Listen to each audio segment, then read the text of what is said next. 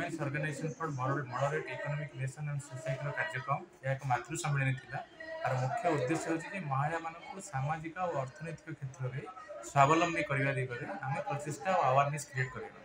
और यह बहुत संख्यार विभिन्न प्रांतर ओडिशार जोगदे महिला मानक आम साधुवाद जनाऊँ से निजर कर्तव्य संपादन